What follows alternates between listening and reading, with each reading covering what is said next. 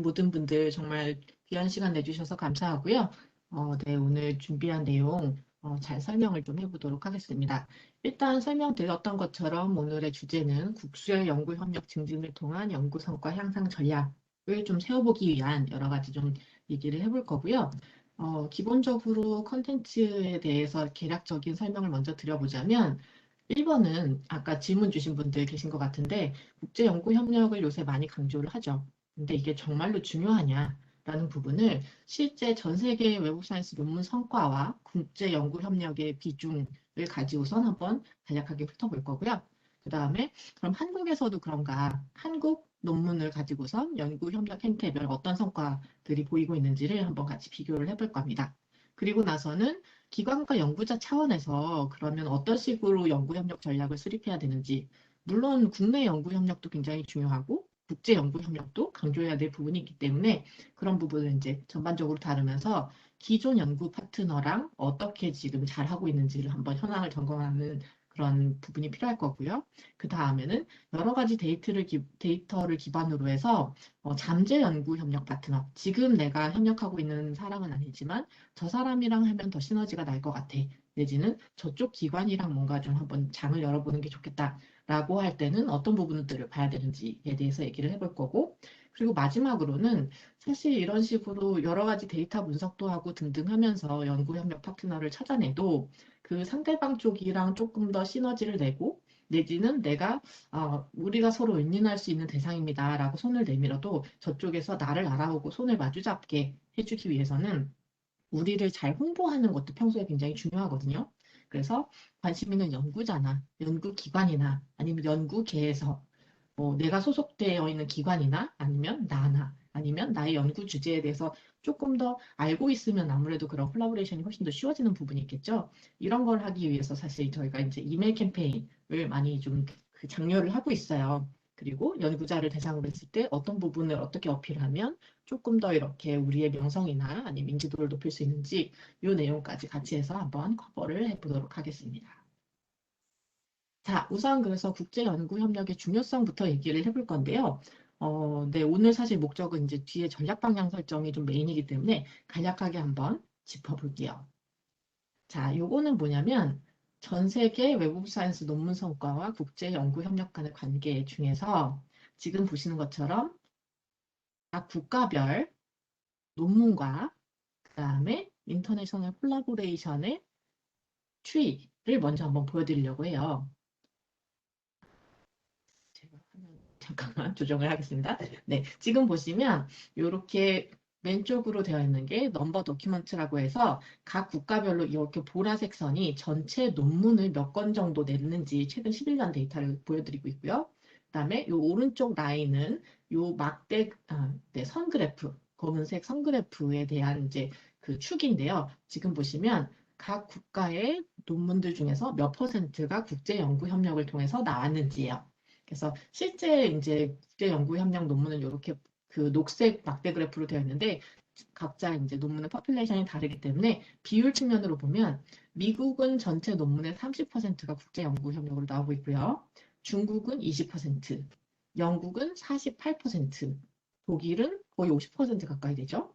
일본은 27%, 프랑스는 53%, 캐나다 48%, 그 다음에 지금 이렇게 보시는 것처럼 쭉 가다가 한국은 전체 논문의 28%, 그 다음에 네덜란드는 57% 이런 식으로 되어 있어요. 지금 보시면 그냥 대강 이렇게 느낌 봤을 때 그래프가 이렇게 아래로 내려오는 지점들이 아무래도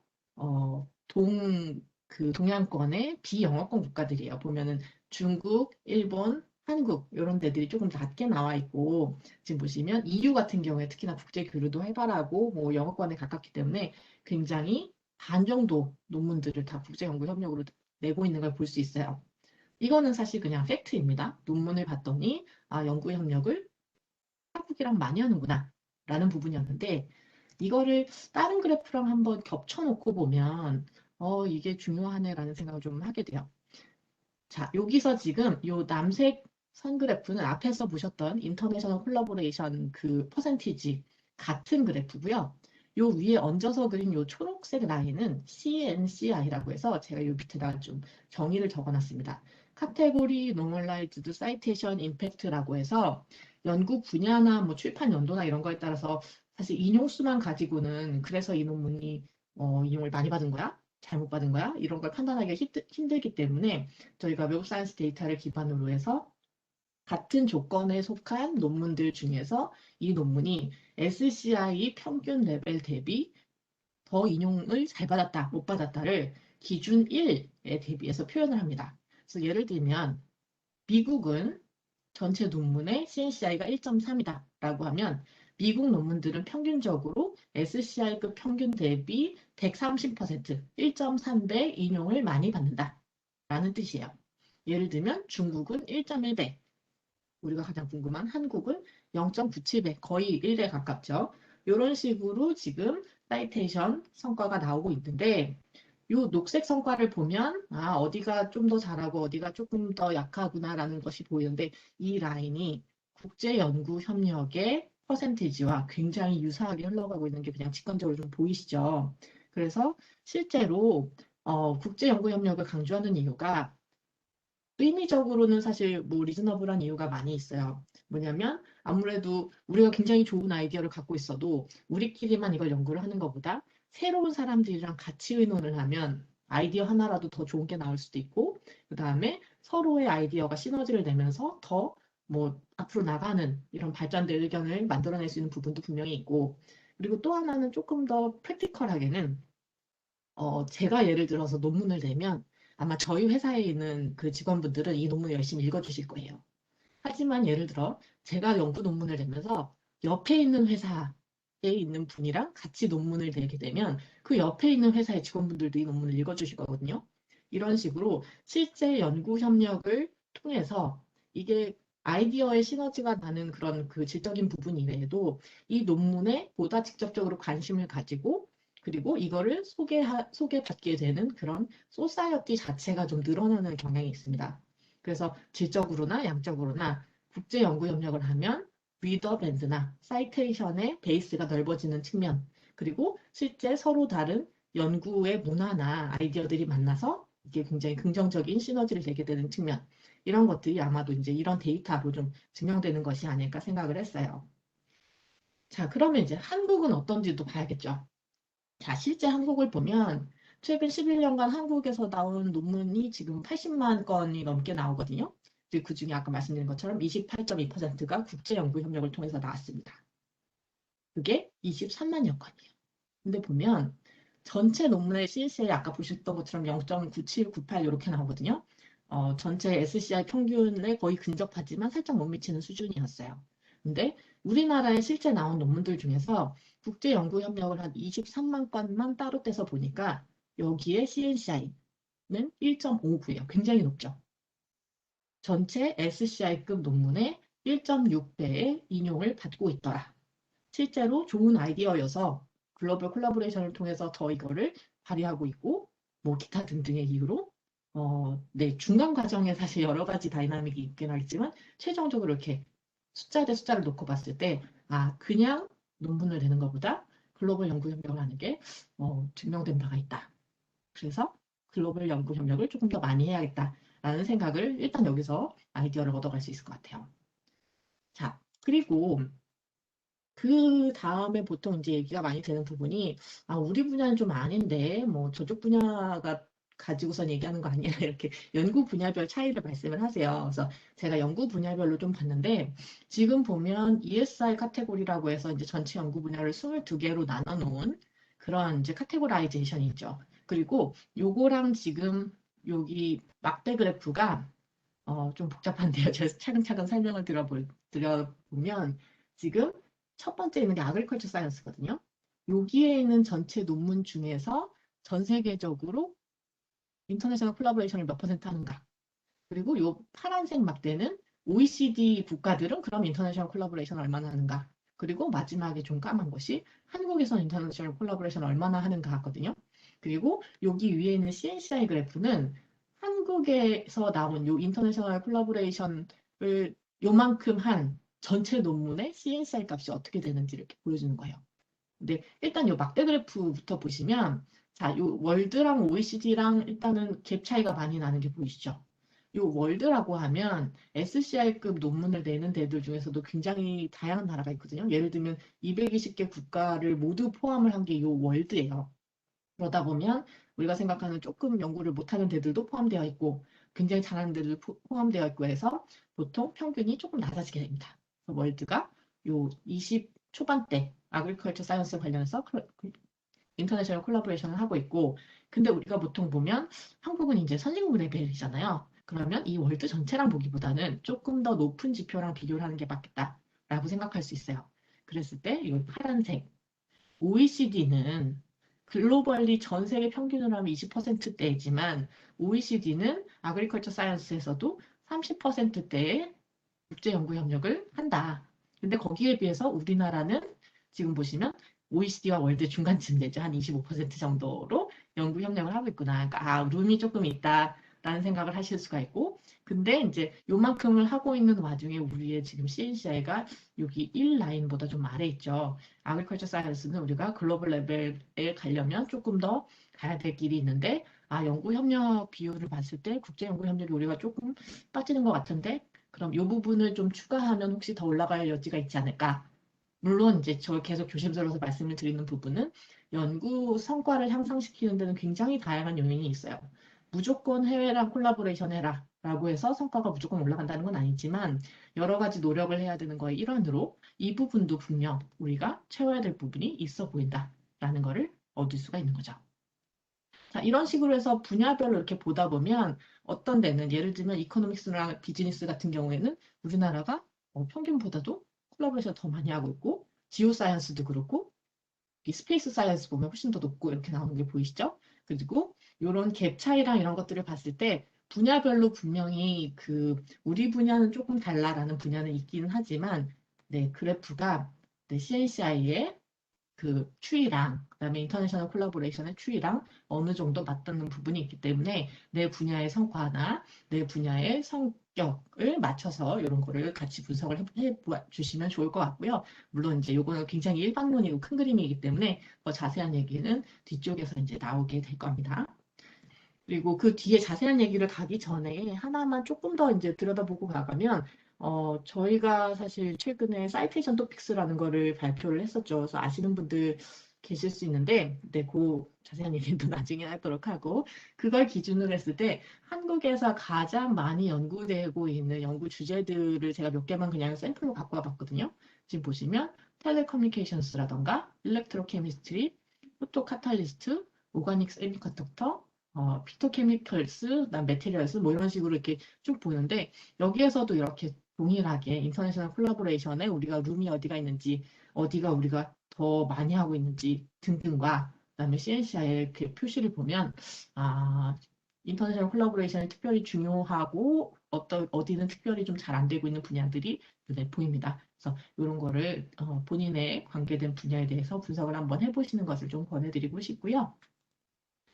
자, 글로벌 콜라보레이션을 관련해서 얘기를 하려면 저는 항상 이때 이 인터뷰가 생각이 나요. 2019년 4월 21일에 중앙일보에서 나왔던 이제 저희 그쪽에 굉장히 좀 사이언티스트로 계신 조나단 애덤스 박사의 인터뷰인데 이분이 했던 얘기가 이렇게 굉장히 좀 마음에 많이 남았었거든요. 뭐라고 하셨었냐면 한국의 우수한 연구 성과는 이미 유명하다. 한국의 기술 경쟁력에 대해서는 의심의 여지가 없고 삼성이 있고 현대기아차가 있고 IT가 뛰어나고 공학이 뛰어나다는 것을 전 세계가 알고 있다. 근데 문제는 이 성과에 이름표가 없다.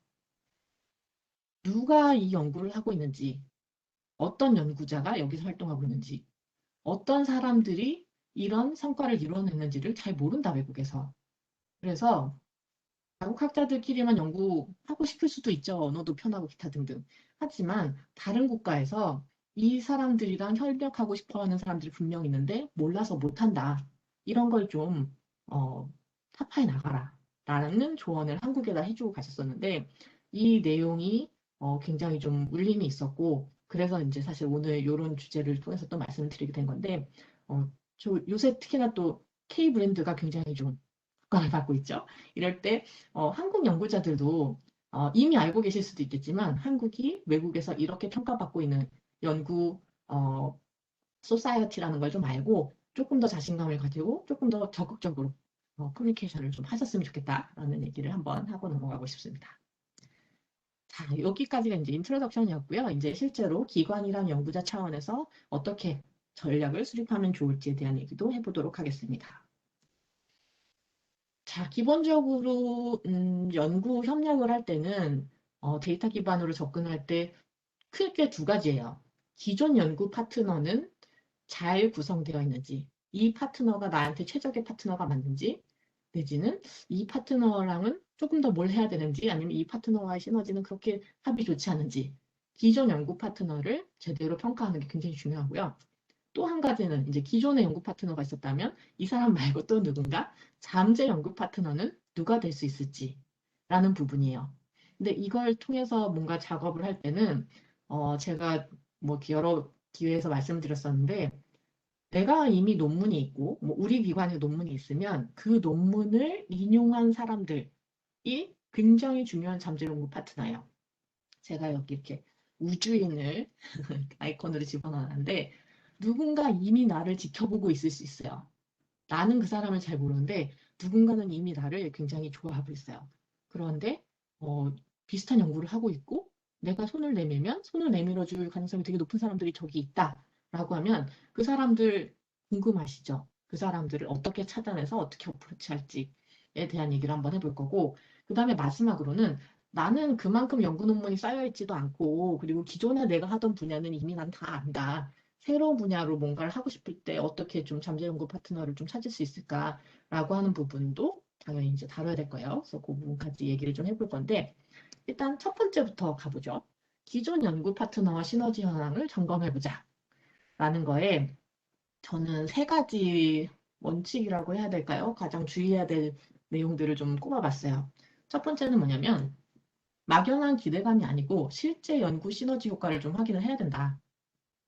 예를 들면 요번에 우리가 하버드대랑 뭔가 콜라보레이션을 했어요. 그러면 당연히 인용은 그냥 엄청 잘 나오겠지라고 생각할 수도 있지만 실제 그런가?는 한번 봐야 된다는 거죠. 그래서 실제로 콜라보레이션을 했을 때 그리고 MOU를 맺어서 뭔가를 했을 때 그 결과가 그 투자한 만큼 나오는지 아니면 그 네임밸류에 부합하는지는 꼭 볼 필요가 있다. 두 번째는 내 연구 역량을 극대화시켜주는 파트너가 실제 좋은 연구 협력 파트너다. 예를 들면 성과가 괜찮게 나왔어요. 근데 이게 내 평소 실력보다도 더 나와야 이게 윈윈의 그 가능성이 있는 거죠. 그래서 내 현재, 나의 기존 성과와 비교를 해봐야 된다. 그리고 세 번째, 상대방에게도 득이 되는 연구 협력이 장기적으로 지속 가능하다라는 얘기는 뭐냐면 제가 방금 얘기를 하면서 윈윈이라는 단어를 썼는데 이 연구 협력에 의거해서 내가 평소 실력보다 잘 나왔어요. 라고 하면 상대도 그랬으면 제일 좋겠죠. 그래서 이 양쪽 방향에서 이게 평소 성과보다 제대로 되어 있는지 더 잘 나왔는지 조금 못 나왔는지 이런 평가를 데이터 기반으로 해보시는 게 기존 연구 파트너와의 시너지 현황 점검의 A to G인 것 같고요. 요거 하면서 제가 이렇게 이걸 그래서 어떤 식으로 실제로 분석할 수 있는지에 대한 문의를 좀 많이 받아서 오늘 그 내용을 뭐 디테일하게 다루기는 조금 시간이 부족하긴 하지만 요 왼쪽에다 살짝 써놨습니다. 웹 사이언스 쓰시는 분들은 분석 대상 논문을 검색하신 다음에 애널라이즈 리절트 혹은 결과 분석이라는 아이콘이 있어요.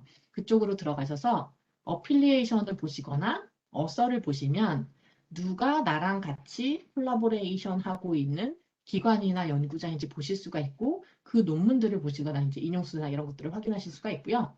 인사이트 쓰시는 분들은 이제 조금 더 간편하게 보실 수가 있겠죠. 기관 분석할 때는 오가니제이션으로 가시고 연구자 분석할 때는 리서처로 가신 다음에 이 콜라보레이션 위드 필터를 쓰세요.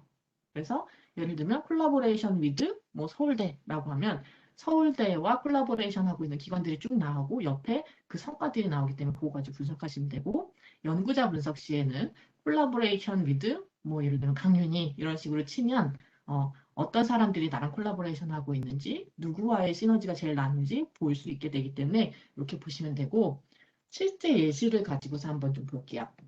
자, 공공대의 주요 연구 협력 파트너를 한번 뽑아봤습니다. 공공대는 실제 하는 한국의 특정 대학이고요. 이름은 여기 특별히 쓰지는 않았는데요. 요거 보시면 그 공공대의 전체 논문은 보니까 최근 5년 동안 천 몇 건 정도 나온 것 같고, 그 다음에 이 중에서 요만큼의 논문이 협력을 통해서 발행된 논문이었습니다. 그리고 제가 한국의 주요 콜라보레이터와 그다음에 해외의 주요 콜라보레이터를 이렇게 갖고 와봤어요. 막대 그래프가 점점점 작아지다가 아무래도 해외 기관들이랑은 훨씬 더 적은 수의 연구 협력을 하고 있죠. 이게 일반적인 그래프입니다. 왜냐하면 뭐 언어도 그렇고 지역도 그렇고 커뮤니티나 아니면 뭐 아는 사람의 레벨이나 이런 게 당연히 로컬에서 더 이루어지는 게 메이저고요. 그다음에 글로벌 협력은 보통 이렇게 좀 작게 나옵니다. 근데 이제 여기서 바로 보시면 아시겠죠. 요 녹색 선이 아까부터 계속 CNCI라고 말씀드렸는데, 오른쪽에 논문 수는 많지 않지만 CNCI는 굉장히 위로 치솟아 있는 걸 알 수 있어요. 제가 앞서 말씀드렸던 것처럼 사실 요 공공대가 제가 뭐 이렇게 특별히 이 그래프가 나와서 이렇게 찍은 게 아니거든요. 대부분의 대학을 그려보면 이렇게 나옵니다. 국내 주요 대학들과도 굉장히 좋은 콜라보레이션이 이루어지고 있지만 해외 대학들과의 작은 콜라보레이션에서 이렇게 엄청난 결과가 나오는 경우가 굉장히 많아요. 그래서 여기서도 여지없이 그런 결과가 나오고 있고, 그다음에 보면 이렇게 라인을 제가 하나 그려놨죠. 이게 지금 CNCI 1 레벨입니다. 다시 한번 말씀드리지만 CNCI 1이라고 하면 SCI급 동일한 논문 대비 동일한 성과가 났다라는 건데, 위에도 있고 아래도 있고 이렇게 되어 있어요. 선이 올라가고 내려가고 하는 거를 이렇게 쭉 보시면 몇 개만 좀 포인트 아웃 해보자면 이렇게 됩니다. 되게 재밌는 게 한국에 굉장히 좋은 대학이랑 콜라보레이션을 많이 하고 계세요. 성균관대, 서울대, 고대, 연대, 뭐 이렇게 카톨릭대, 한양대, 인제대 되게 많은데 이 중에서 서울대도 아니고 연대도 아니고 고대도 아니고 성균관대도 아니고 유니버시티 오브 울산대랑 같이 협력하신 건에서 CNCA가 제일 높게 나왔어요. 자, 제가 아까 말씀드렸었죠. 막연한 기대감이 아닌 실제 연구 시너지 효과를 봐야 된다. 봤더니 울산대가 좋네 라는 거 알 수 있었어요. 그럼 반대 케이스도 한번 볼게요. 제가 아까 국제연구협력했더니 이렇게 CNCI가 폭증했다라고 보여드렸는데 내려오는 라인도 있었잖아요. 굉장히 놀랍게도 조지아텍이랑 콜라보레이션을 했는데 CNCI가 0.83 나왔어요. 1이 안 되죠, 지금. 조지아텍은 기본적으로 굉장히 연구를 잘하는 대학인데 이쪽이랑 같이 했을 때 뭔가 그렇게 영향력이 좋지 않았나 봐요. 이렇게 네임밸류가 굉장히 높은 대학이랑 콜라보레이션을 해도 실제 연구 성과는 그렇지 않을 수 있거든요. 이런 거를 파악을 하셔야 된다는 거고. 자, 그 다음 내용도 한번 봐볼게요. 지금 요 CNCI는 연구 협력 논문들의 이제 평균 수치 같은 거예요. 그래서 뭐 논문이 뭐 이렇게 1000건이 나왔으면 1000개 이렇게 평균으로 내서 봤을 때 뭐 예를 들면 1.2 정도 나온다. 뭐 이렇게 평균을 낸 건데 그게 아니라 뭐 여러 과목 중에서 한 과목은 막 100점 받고 막 이런 것들 있잖아요. 그런 지표도 또 한번 봐야 되거든요. 왜냐하면 여기에서 굉장히 특별하게 잘하는 뭔가가 있을 수 있기 때문에 그런 거 볼 때 저희가 주로 보는 게 지금 HCP죠. 제가 여기 데피니션 적어놨어요. Highly cited paper는 뭐냐면 최근 10년간 발표된 논문 중에서 22개 대분류 기준으로 연구 분야랑 출판 연도별 여기가 중요하죠. 상위 1% 논문들. SCI 논문만 해도 굉장히 훌륭한 논문인데 그중에서 상위 1% 논문들만 따로 HCP라고 부릅니다. 그리고 최근 10년간 논문만 가지고선 봐요. 그러니까 그 완전 옛날에 나왔던 교수한 논문들보다는 현재 가장 중요한 논문들을 HCP로 분류를 하고 있는 건데 특히나 이 HCP는 Highly Cited Research 아시죠? HCR이라고 저희가 매년 글로벌에서 세계에서 가장 영향력 있는 연구자를 연구 분야별로 발표를 하는데 그거 뽑을 때 이 HCP를 가지고 있는 사람들을 가지고 뽑거든요. 그렇게 가장 중요한 논문들을 가진 가장 중요한 연구자를 뽑는 그 기준이 되는 HCP를 한번 보면 지금 이 공공대에서 전체 53개의 HCP를 갖고 있었어요. 그리고 이 중에서 대부분이 협력 논문에서 나왔고요. 그리고 각각 어떤 콜라보레이션에서 이 HCP가 발생됐는지가 이렇게 나와 있는데 예를 들어서 보면은 그 아까 우리가 이제 예를 들면 건국대는 요게 라인이 조금 아래네. 생각보다 여기는 콜라보레이션 결과가 이렇게 좋지 않았나 봐. 라고 했지만 여기 보시면 HCP는 한 건 나왔어요. 그러니까 건국대랑 콜라보레이션을 한 이 많은 논문들 중에서 전체 성과는 생각보다 좀 별로야. 뭐 이렇게 울산대 같은 데랑 협력한 게 더 좋았는데 라고 평가할 수 있지만 이렇게 가장 우수한 논문을 배출한 연구 협력이 여기에 들어있는 거죠. 그러면 이쪽이랑 콜라보레이션도 무시할 수 없다. 요거는 어떤 파트에서 나왔는지 알아봐야겠다. 라고 생각을 하는 게 맞는 거고 자, 이런 식으로 해가지고 실제 시너지 효과를 평균 성적과 탑클래스 논문들의 프레전스에서 한번 확인할 수가 있었고요. 그 다음에 두 번째로 한번 넘어가 볼게요. 아까 내 연구 협력을 극대화시켜주는 파트너가 실제 좋은 연구 협력 파트너라고 말씀드렸었는데 우리가 방금 봤던 이 빨간색 라인이 CNCI 1 라인이었잖아요. 거기다 제가 하나 더 보탰습니다. 여기 밑에 여기 전체 논문의 CNCI랑 붙어 있는 요 라인을 하나 더 그어봤는데 이건 뭐냐면 공공대 자체가 최근 5년 동안 가지고 있던 평균 성적이에요. 0.87로 1보다 조금 낮은 수예요. 그러면 우리가 아까 1라인으로 봤을 땐 예를 들면 건국대는 조금 생각보다 낮은 것 같아. 뭐 기타 등등 뭐 여기 리켄이랑 한 거는 왜 이래? 뭐 이렇게 볼 수가 있었는데 거기서 바를 나에게 맞는 바로 변경해서 봐야 되는 거죠. 예를 들면 내가 가진 바가 이 위에 있으면 울산대랑 굉장히 좋았지만 우리는 원래 평균 성적이 여기니까 별로야 라고 생각할 수 있는 건데 지금은 반대로 바를 조금 내려야 되는 상황이었어요. 그렇게 되고 나서 보니까 건국대랑의 콜라보레이션의 성과가 0.87이었거든요. CNCR가. 그러면 이거는 이 공공대의 콜라보레이션의 좋은 위치인 거예요. 1대1 대응을 하고 있으니까. 그리고 내지는 우리가 아까 조지아텍이랑 한 거는 별로였어요 라고 봤는데 0.87 대비 0.83이니까 조지아텍이랑 콜라보레이션 한 거는 우리 평균 성적만큼도 성과가 안 나왔네 라고 이제 조금 더 정확하게 판단을 할 수가 있는 거죠. 이렇게 그 실제 데이터를 봐야 되고 그다음에 나의 그런 성적과 같이 봐야 되는 부분이다라는 걸 말씀을 드렸고요. 지금 저는 예시로 이렇게 기관을 들고 있지만 이게 연구자분이라면 실제 나랑 연구 협력을 같이 한 연구자 리스트로 이렇게 분석을 해볼 수가 있기 때문에 그거를 응용해서 좀 데이터를 봐주셨으면 좋겠습니다. 자, 이제 3번으로 넘어가면 상대방에게도 득이 되는 연구 협력이 장기적으로 지속 가능하다라고 봤는데 예를 들면 제가 아까 말씀드리면서 조지아텍은 원래 되게 잘하는 데인데 우리랑 콜라보레이션 하는 게 이번에 그렇게 성적이 좋지 않았어요. 이렇게 얘기를 했었죠. 지금 보시면 이 파란색이 연구 협력 파트너의 일반적인 CNCI예요. 원래 1.6 정도 나오는 대학이었는데 우리랑 콜라보레이션 하면서 요만큼 나왔으니까 이게 사실 우리 입장에서도 같이 협력해서 이 조지아텍의 성과를 흡수하지 못한 느낌이 좀 있고 조지아텍 입장에서도 공공대랑 했던 거는 그렇게까지 시너지가 잘 안 나오는데 라고 평가를 하는 그런 부분이 있겠죠. 근데 이거를 이제 잘 보시면 이런 불행한 종교일 수도 있긴 하지만 이렇게 역전되어 있는 경우도 있어요. 예를 들면 카톨릭대는 원래 성과가 0.9몇 되는 것 같죠? 근데 지금 공공대랑 콜라보레이션 했을 때 1 라인을 넘어갔어요. 지금 보시면 한양대는 원래 1점을 넘어가는 CNCI를 갖고 있어요. 근데 이 공공대랑 콜라보레이션 했을 때는 뭐 조금이긴 하지만 그거보다 성과가 올라갔어요. 재밌는 거는 글로벌 콜라보레이션 중에서도 이런 경우가 되게 많이 발생을 하고 그리고 이 격차가 한국 대학보다 좀 더 많아요.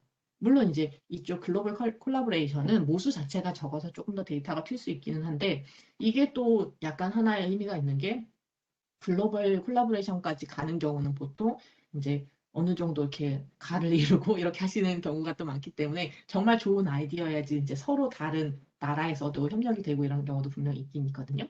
그래서 보니까 도쿄대랑 콜라보레이션 한 게 도쿄대가 원래 여기 1.3 정도 되는 것 같죠? 이 정도의 느낌이었는데 고공대랑 콜라보레이션 하면서 1.5의 성과를 냈어요. 하버드에서도 심지어 여기 원래 평균적으로 SCI의 2배 넘는 성과를 내는 데인데 공공대랑 콜라보레이션 하면서 2.4 정도 나오는 것 같죠? 훨씬 더 올라갔어요. 지금 이렇게 격차가 많고 심지어 스탠포드 아까 스탠포드 이만큼 올라가 있었거든요. 근데 이게 원래 스탠포드가 잘해서 그런 게 아니라 스탠포드의 원래 평균 성적은 2점 몇인데 그거에 거의 2배 가까이 성과가 난 거죠. 그러니까 이런 콜라보레이션은 정말 양쪽 다에게 윈윈이에요.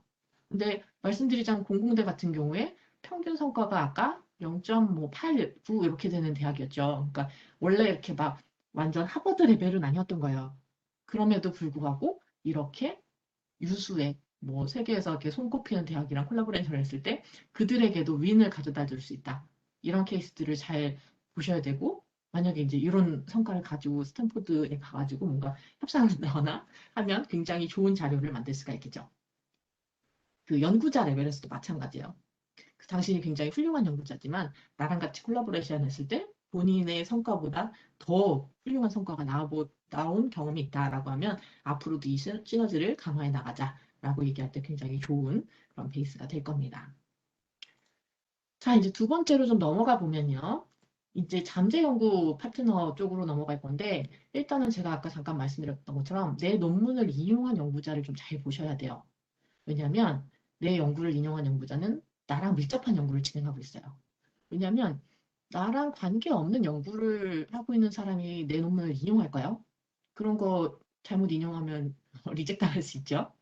그리고 두 번째는 내 연구를 인용한 연구자는 내 연구 결과를 의미 있게 여기고 있습니다. 내 연구가 정말 좀 말도 안 된다고 생각을 하면, 물론 이렇게 반박하기 위해서 인용을 할 수 있겠지만, 그것 또한 이제 과학적인 이제 진리 탐구의 과정인 거고, 그게 아니라 별 가치가 없다라고 생각하면 레퍼런스 리스트에 안 올릴 거예요. 그래서 일단은 내 논문을 인용했다라고 하면 우리 일단 감사하잖아요. 그 이유가 요 두 개입니다. 나랑 같은 연구를 진행하고 있으면서 내 연구를 좋게 쳐줬구나.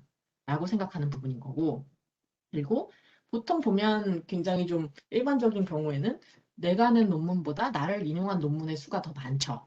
왜냐하면 한 논문이 여러 번 인용되는 경우가 많으니까. 그러면 아마 그 인용 논문을 쓴 연구자도 굉장히 많을 거예요. 그 중에서 가장 우수한 연구자를 파트너로 찾는 것이 나의 성과가 되겠죠. 그래서 이런 작업을 하기 위한 이제 과정도 제가 옆에다 잠깐 써놨는데 지금 보시면 웹 사이언스 쓰시는 분들은 뭐 내 논문이든 우리 기관 논문이든 뭐 여러 가지 방법을 통해서 대상 논문을 검색하신 다음에 이 사이테이션 리포트 보면서 말씀드릴게요. 이거는 제가 예시를 들기 위해서 요 김빈내리 교수님을 하나 그 예시로 가지고 왔는데 아시는 분들 아시겠지만 굉장히 유명한 교수님이고 HCR로도 여러 번 선정이 되셨어서 제 존경하는 연구자 분이셔서 선정한 이유도 있는데 또 한 가지는 이름이 굉장히 독특하시잖아요. 그래서 연구자 명을 찾기가 쉬워서 샘플로 좀 특색한 부분도 있습니다. 지금 이제 그 연구자 특히나 이제 앞에서는 기관으로 샘플을 보여드렸기 때문에 이제 여기서는 연구자로 샘플을 보여드리려고 하는데 연구자의 이제 그 잠재 연구 파트너를 좀 찾기 위해서는 본인 논문 리스트 잘 파악하시고 그거를 이제 잘 데이터셋을 큐레이션 하셔야지 이제 정확한 결과가 나오는 부분이 있는데 그 부분은 아마 조금 손이 가실 수 있을 거예요. 근데 저는 일단은 요 김빈내리 교수님의 이름을 가지고 웹 사이언스에서 이제 어서 프로파일링을 해놓은 걸 보니까 네 이렇게 잘 잡아놨더라고요. 그리고 127개 정도의 논문을 찾을 수가 있어서 요거를 이제 view as set of result라고 하면 논문 리스트를 이렇게 찾을 수가 있고 그 논문에서 사이테이션 리포트 기능, 인용 보고서 만들기라고 버튼이 아마 되어 있을 거예요. 한국어 인터페이스 쓰시는 분들은 이렇게 들어가서 보면 이런 그래프가 나옵니다. 요거 아마 많이 익숙하실 거예요. 근데 보통 요 사이테이션 리포트 들어가시면 논문 수 몇 개, 그리고 H인덱스 몇, 뭐 연도별로 이렇게 보고서 지나가셨을 텐데 오늘 강조할 부분은 여기에 사이팅 아티클이라는 항목이 원래 있었어요, 옛날부터. 근데 요거를 쓰면은 그 잠재 파트너 찾기가 굉장히 좋거든요. 그래서 요걸 말씀드리는 거고, 그 중에서도 이제 전체 요만큼의 논문이 나를 인용을 했는데, 셀프 사이테이션은 내가 파트너 찾는데 나를 넣을 필요는 없잖아요. 셀프 사이테이션 빼고, 요렇게, 지금 19,000개의 논문이 찾아졌죠. 그럼 요거를 클릭을 하시면 논문 리스트가 나오고 그걸 가지고서 데이터셋을 분석을 하실 수가 있고 아니면 인사이트에서 바로 하실 분들은 애널라이즈에 가셔서 뭐 기관 분석하실 때는 이제 오가니제이션, 연구자 분석하실 때는 리서처로 들어가셔서 이렇게 검색을 하면 네, 인사이트에서도 이제 요 김빈내리 교수님을 똑같이 찾았거든요. 뭐 아시는 분 아시겠지만 이제 사람을 찾는 방법에도 뭐 리서치 아이디나 오키드나 아니면 이름이나 기타 등등으로 찾을 수가 있는데 저는 이제 웹 사이언스 어서 레코드를 통해서 이렇게 찾았고 이렇게 찾으신 다음에 이제 여기서 하실 방법은 여기 보시면 타임스 사이티드를 인디케이터로 추가하시면 요 밑에 숫자가 생기면서 이렇게 링크가 걸립니다. 요 링크를 클릭하시면 사이팅 아티클을 이렇게 보여주거든요. 그럼 이거를 한 번에 다운로드 할 수 있게 되어 있어요. 그러면 그 데이터를 갖다가 이게 엑셀이죠. 요 앞에 것만 필요해요. 뭐 UT 코드나 DOI나 둘 중에 하나만 남기고선 다 지워버리시면 돼요. 그리고 혹시나 해서 높아심을 말씀드리면 요 맨 위에 있는 요 레이블 있죠? 요것도 지우셔야 돼요. 그래서 요 코드 리스트만 쭉 해가지고 뉴 데이터셋 만들기 이렇게 업로드를 하시면 바로 그 데이터셋이 생깁니다. 그걸 통해서 데이터를 조금만 정리를 하다 보면 이런 리스트가 나와요. 자, 김빈내리 교수님은 굉장히 이미 유명하신 분이기 때문에 특히나 더 인용한 사람들 중에서도 이제 해외 분들이 많이 나오시더라고요. 근데 뭐 이거는 내가 가진 데이터에 따라서 이제 성과가 다르게 나오겠죠. 그래서 그 리스트를 보시면 여기 보시는 이 리스트가 내 연구를 인용한 나랑 밀접한 연구를 하고 있는, 그리고 나의 연구 결과를 의미 있게 여기고 있는 그런 사람들의 리스트인 거죠. 예를 들면 미국의 UTMD 앤더슨 캔서 센터의 칼린 조지 교수님이겠죠? 이분이 72개 논문에서 나를 인용을 했어요. 그리고 요 72개 논문이 실제로 나랑 연관이 있는 논문이잖아요. 그 논문의 CNCI가 3.7이에요. 그리고 여기서 하이리 사이트 페이퍼가 6개가 나왔어요. 더할 나위 없는 파트너인 것 같죠? 이런 식으로 보시면서 누가 어떤 논문을 인용했는지, 물론 콜라보레이션에는 여기에서 나오는 하나하나의 논문들을 읽어보고 실제로 내가 콜라보레이션 하고 싶은 주제랑 맞는지를 보는 게 굉장히 중요할 거예요. 근데 그 전에 이렇게 리스트를 한번 뽑아보고 이 사람들 중에서 내가 특별히 관심이 있었던 사람이 혹시 있으면 내가 관심 있었는데 이 사람도 내 논문을 인용을 했네 라고 확인할 수도 있고, 아니면 아니, 그 유명한 사람이 내 논문에 인용까지 했단 말이야? 라고 생각하면서 찾아 들어갈 수도 있는 거예요. 그리고 정보가 또 이렇게 굉장히 많이 있어서 이렇게 그 저자들이 입력해 놓은 경우에는 이분들의 리서치 아이디나 오키드 같은 경우도 저희 같이 인덱싱을 하고 있거든요. 그러니까 이분에 대해서 조금 더 알고 싶다. 바텔 데이비드 교수님, 화이트헤드 인스티튜트 뭐 하시는 분인지 궁금하시면 이 오키드를 통해서 이분의 뭐 이력이나 아니면 다른 논문들도 좀 찾을 수가 있겠죠. 이런 식으로 리스트를 검색해 보시는 게 굉장히 도움이 되고요. 자, 그 다음에 우리 아까 했던 이런 그래프로 돌아가는 거예요. 똑같은 데이터인데 제가 조금 더 보기 쉬우라고 그래프로 그려놨어요. 지금 보시면 아까 보셨던 나의 연구를 인용한 연구자들을 리스트업을 했고, 그 다음에 이 막대가 지금 다 뭐 이렇게 많이 인용하신 분들을 갖고 왔기 때문에 이 중에서 조금 더 하이라이트해서 보려고 이 인용 논문 중에서 HCP가 얼마나 나왔는지를 보고, 그 다음에 요 그 연두색 줄은 아까처럼 계속 CNCI예요. 보면 CNCI 레벨이 다 1보다 한참 높아요. 지금 여기가 CNCI 레벨인데 막 10몇까지 나간 것도 있죠. 그래서 이 두 분은 특히나 내 논문을 가장 많이 인용하신 두 분인데 CNCI도 높고 그다음에 하일리 사이티드 페이퍼도 많고 엄청나게 좋은 성과를 갖고 계신 분이에요. 이런 분들은 좀 놓칠 수 없는 분들인 거죠. 그리고 예를 들면 바텔 데이비드 이분 같은 경우에는 CNCI 정말 높아요. HCP가 이 정도 굉장히 많은 건데 사실 다른 분들이 워낙에 많아가지고 좀 덜 많아 보이긴 하지만 CNCI 엄청 높고 HCP도 나왔고 이런 이분도 굉장히 멋있는 분인 거죠. 그래서 이런 식으로 일단 보면서 나를 인용한 연구자들 중에서 이렇게 뭔가 성과를 평가해보는 즐거운 시간을 보낸 다음에 아까 우리가 했던 걸 한 번 더 해야 돼요. 나에 맞춰서 바를 바꿔봐야 돼요. 우리 아까는 CNCI 1 레벨로 한번 보고, 근데 우리 기관은 1보다는 조금 낮은 학교니까 조금 더 바를 내렸어도 한번 볼까라고 했었죠. 지금 김민혜 교수님 같은 경우에는 바를 올려야 돼요. 왜냐면 이분 너무 잘하시는 분이기 때문에 CNCI가 5.4나 되시더라고요. 그래서 바를 이렇게 쭉 끌어올렸어요. 그랬더니 굉장히 재밌게도 아까 너무 멋있었던 이 칼린 교수님 같은 경우에 김빈리엘 교수님의 원래 성과보다 사이팅 논문의 성과가 낮게 나왔어요. 물론 HCP를 이만큼 내시는 부분은 여전히 매력적이긴 하지만 이렇게 보면 양방향으로 좀 평가를 할 수 있게 되겠죠.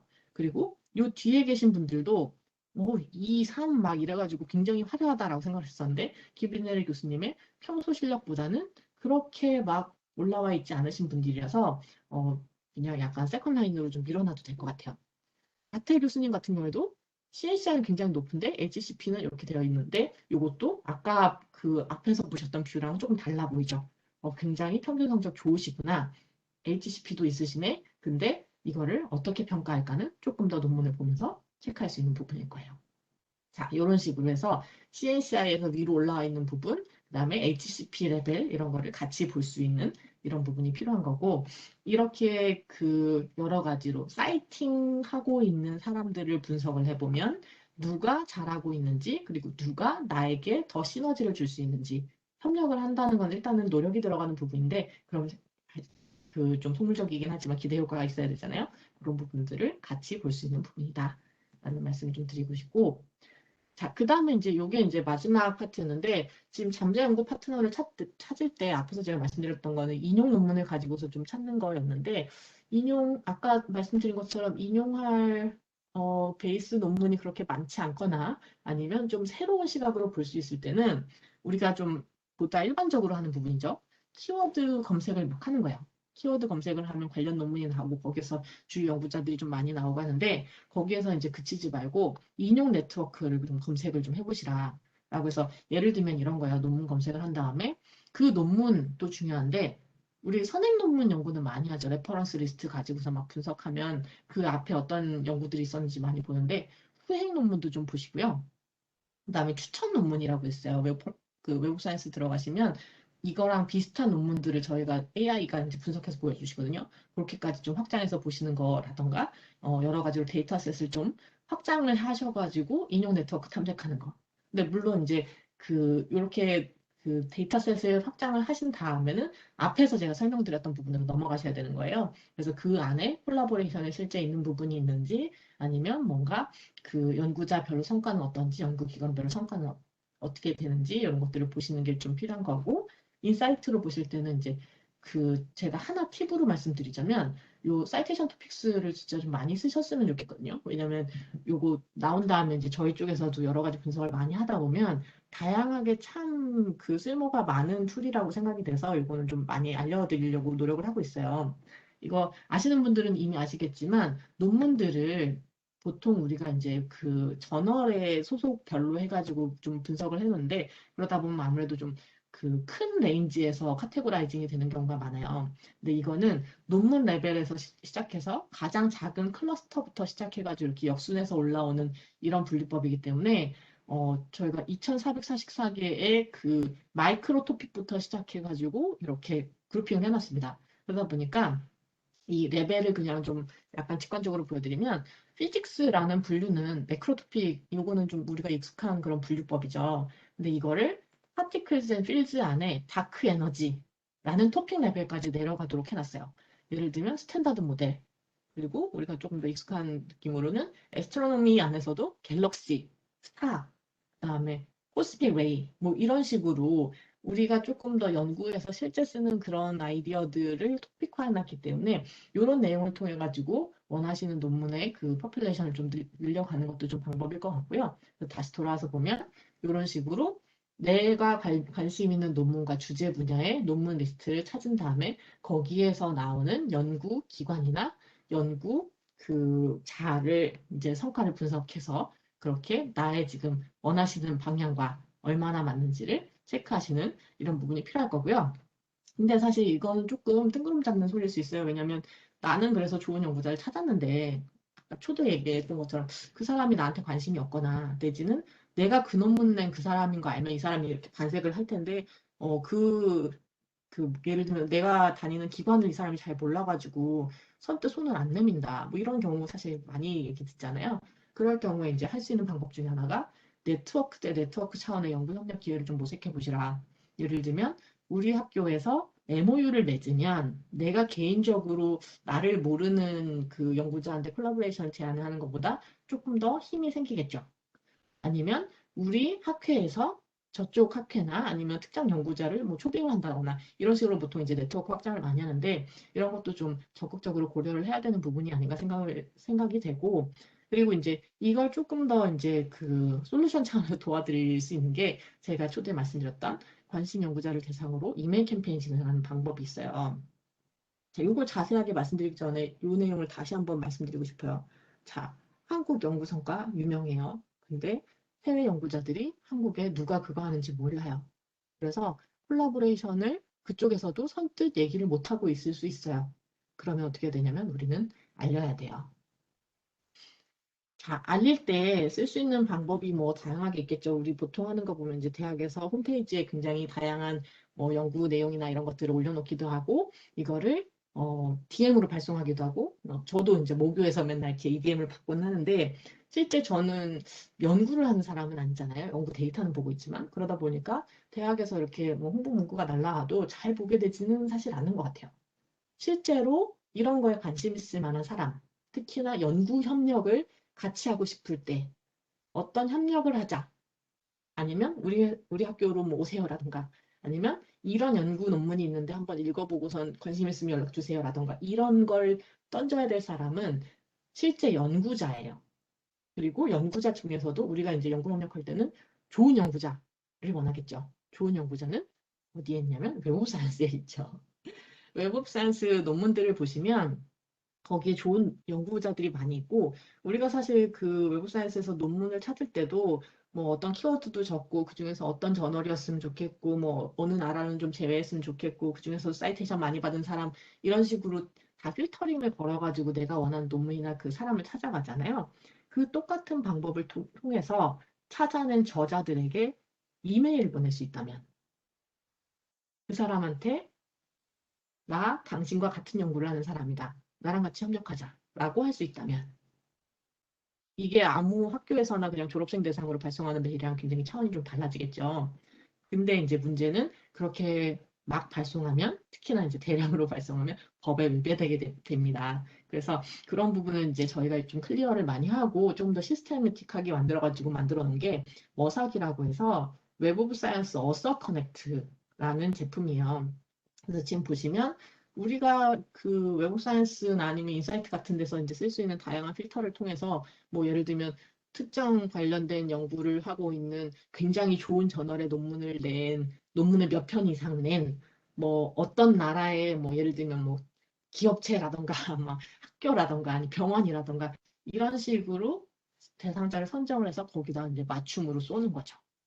이게 굉장히 재밌는 그 어프로치인데 실제로 그 더 이렇게 좀 자랑스러운 부분은 이게 사실 뭐 스팸 메일을 맨날 받잖아요, 우리가. 근데 우리 입장에서도 나랑 관련 있는 메일은 왔으면 좋겠어요. 나랑 관련 없는 메일이 자꾸 오니까 이게 스팸으로 하고 넣어버리고 지워버리고 안 보고 이렇게 하는 건데 이런 식으로 타겟팅해서 메일을 보내면 이게 생각보다 받는 사람들도 굉장히 좋아합니다. 그래서 저는 이제 옛날에 마케팅을 했었는데 그때 이메일 캠페인 같은 거 하면 보통 이렇게 엄청 막 그 다방면으로 발송을 해도 그 메일을 실제 보는 사람 뭐 몇 프로 안 돼요. 근데 되게 재밌게 이런 식으로 외부 사이언스 어스한테 연구와 관련된 얘기를 특히나 우리 분야에 관련된 얘기를 이렇게 탁탁 집어서 맞춤 타겟팅을 해서 쏴주니까 이게 정말 이렇게 물론 이제 내용이나 이런 거에 따라서 편차가 있긴 한데 받은 사람 중에 뭐 3분의 1이 다 열어보고 반이 다 열어보고 이렇게 되더라고요. 그래서 저도 좀 처음에 눈을 의심했던 그런 건데 실제로 우리나라에서 뭐 명성도를 올린다던가 아니면 기관의 인지도가 사실 높아야 그 기관 소속 연구자들이 활동하기 되게 편해지거든요. 그러던가 아니면 실제 연구자들의 성과를 좀 홍보하는 데 좀 쓰셨으면 좋겠어서 오늘 좀 소개를 해보려고 했고요. 이거를 그래서 실제로 쓰고 있는 사례들도 몇 가지만 좀 말씀을 드려볼게요. 자, 이게 이제 학교나 이런 기관들에서 좀 이렇게 허락을 받아서 진행했던 내용들을 좀 가지고 와봤는데요. 이런 식으로 경북대학교에서는 우리 학교에 하일리 사이트 리서치가 나왔습니다. 이거 굉장히 좀 중요한 내용이고 굉장히 자랑할 만한 일이잖아요. 이런 부분들을 홍보를 하면서 대학 랭킹이 어떻게 나와 있고 어떤 연구단들이 이렇게 활동을 하고 있고 그리고 또 하나는 더 많은 정보를 원하면 이렇게 SNS 링크를 또 넣으시는 게 또 요새 또 굉장히 유행이더라고요. 그리고 우리가 최근에 디스커버리한 굉장히 중요한 우수 연구 성과가 뭐가 있다라고 하면 이렇게 쭉 보면서 관심 있는 내용을 체크를 하게 됐죠. 보시면 실제로 40%가 그 이메일 받고서 논문을 넣으셨어요. 그래서 굉장히 좀 놀라웠던 그런 부분이었고 아니면 여기 보시면 지금 이거는 한국해양대학교거든요. 꼭 지금 현재 계시는 분들만 얘기할 필요는 없죠. 우수 졸업생을 통해서 어떤 역할들을 하고 계시고 사회에서 굉장히 좀 중요한 일들을 하고 계시고 이런 얘기를 함으로써 또 이제 한국해양대가 얼마나 좀 이렇게 중요한 학교인지를 또 어필하는 그런 내용이 하나 들어갈 수 있고 그다음에 우수 연구 성과도 이렇게 되어 있으면 지금 사실 제가 보기엔 이건 그냥 예쁜 그림인데 이거와 관련된 예를 들면 해양학을 하시는 분들한테 이 내용이 가면 아마 이 그림부터 굉장히 눈에 팍 꽂히실 거예요. 궁금하면 클릭해 보시게 되고 클릭해서 뭐 논문까지 이어지고 그게 가장 좋은 방법으로는 사이테이션이 되게 되는 뭐 그런 그 선순환이 일어날 수도 있겠죠. 그래서 이런 식으로도 보냈을 때 저희가 이것도 막 35%, 36% 오픈율은 정말 좀 마케팅에서 있을 수 없는 일이거든요. 이렇게 되더라고요. 또 몇 개 보여드리면 이건 이제 아주대에서 진행했던 내용인데 우수 성과, 저널 표지 선정됐다. 이런 내용이라던가 아니면 리서치 뉴스레터에서 우수 연구자, 어떤 사람들이 어떤 연구해가지고 최근에 동향이 어떻다.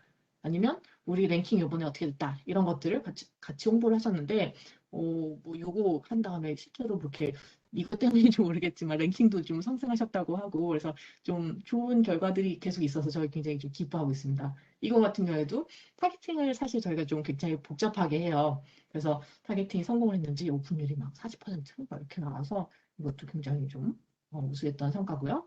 그다음에 또 기관 홍보했던 다른 데 보여드릴게요. 쥐스트 같은 경우에도 대학 랭킹 이렇게 됐습니다. 그리고 우수 연구 성과 이렇게 됐습니다. 어떤 우수 연구자들을 가지고 있고, 뭐 기타 이제 학교에 대해서도 소개를 하면 이거 통해서 뭐 이렇게 학생들도 올 수 있게 되고, 그리고 사실 SCI 저자라고 하면 보통 거느리고 있거나 이제 관계 있는 학생들이나 그 주변 연구자가 많은 경우도 있잖아요. 그래서 지금 여기서도 좀 놀라운 오픈율을 보여주고 있는데, 이거 실제로 오픈하시는 것들은 저희가 이메일 보낸 리스트 중에서만 보는데 분명히 저희가 행태를 봤을 때 그 받은 분들이 자기만 보지 않거든요. 이렇게 관심 있게 보셨다고 하면 주변에 이걸 뿌려주실 텐데 그런 그 파생 효과까지 생각하면 사실 여기서 끝날 거는 아니고 실제 좀 효과가 있다라고 좀 체감할 수 있을 뭐 이런 캠페인인 것 같아요. 참 뭐 비슷한 내용이지만 이제 쭉쭉 있습니다. 지마주대에서 이렇게 시리즈로 홍보하셨던 이런 내용들도 있고, 뭐 학교나 이런 데서 보통 이제 그 뉴스레터 발행하시잖아요. 그 비슷한 내용을 본인들이 갖고 있는 이메일 리스트뿐만이 아니라 이렇게 조금 더 밴드를 넓혀서 SCI 글로벌 어서들한테 보내보는 거 굉장히 좋은 트라이인 것 같고요. 그다음에 이게 꼭 학교나 이런 데서만 하지는 않아요. 보통 저널에서나 특히나 이제 해외에서는 학회 홍보하실 때 엄청 많이 쓰시거든요. 우리나라에서도 케이스가 있어서 이제 몇 개만 좀 샘플을 갖고 왔는데 예를 들면 식품연에서 이 저널 운영하고 있거든요. 스코업이라던가 아니면 저널 블로그가 있다는 거라던가 아니면 학회가 어떻게 됐다는가 요거 링크를 몇 개 집어넣으면 사실 이 내용 자체는 어마어마하게 화려하지 않잖아요. 하지만 이 저널로 사람들을 유입하게 되고 그리고 여기다가 좋은 뭐 이렇게 포스트가 아티클 같은 거 한두 개 링크를 걸어주면 실제 그 논문이나 저널 트래픽도 올라가고 이렇게 하면서 굉장히 이거 한번 하신 다음에 저널 투고량이 엄청 늘어났다고 되게 놀라셔서 저희한테 칭찬해 주신 그런 경험도 있어서 실제 연구 성과를 홍보할 때 굉장히 좋다라는 부분 말씀드리고 싶어요. 그리고 이런 케이스 같은 경우에는 논문 홍보 이렇게 바로바로 링크 걸어가지고 하시는 거 플러스 이 서미션 버튼을 아예 그냥 이메일을 박아서 보내셨거든요. 이런 경우에도 전자투구를 직접적으로 독려하는 이런 케이스가 됐었고 이거 한 다음에 투구량 3배 늘어나셨다고 그러더라고요. 그래서 정말 놀랐었는데 네, 이런 식으로 제가 앞서서 말씀드렸던 것처럼 내가 지금 가지고 있는 연구 논문이나 아니면 네트워크를 데이터베이스로 판단해 보시고 잠재 연구 협력을 위한 여러 가지 아이디어도 찾아보시고 데이터에 분명히 나를 원하는 협력자가 있을 거니까 그 사람들 중에서 열심히 골라보시는 게 굉장히 중요하고요. 그리고 거기에서 약간 마지막에 끝임이 조금 부족하다. 조금 더 우리 학교가 유명했으면 내지는 내가 이만큼 잘하는 사람이라는 걸 조금 더 사람들이 알아줬으면 좋겠다라고 할 때 이렇게 이메일 캠페인 같은 경우도 옛날에는 사실 이렇게 직접적으로 연구자가 홍보하는 거는 조금 좀 그렇지 않나라고 얘기를 많이 하셨는데 요새는 진짜 PR 시대가 됐더라고요. 굉장히 우리나라만 요 정도고 우리나라가 좀 이런 홍보에 좀 늦은 편이에요. 해외 사례들을 얘기를 들어보면 정말 적극적으로 홍보 많이 하고 있기 때문에 이 홍보 전쟁에서 또 이렇게 너무 이렇게 뒤지지 않았으면 하는 마음도 있습니다. 그래서 이런 툴도 있으니까 관심 있으시면 한번 생각해 보시라고 좀 안내를 드려봤고요. 네, 벌써 55분이 됐네요. 오늘 이렇게 내용이 좀 재밌는 부분이나 가져가실 부분이 있으셨는지 모르겠는데 마지막 한 5분 정도 시간 동안에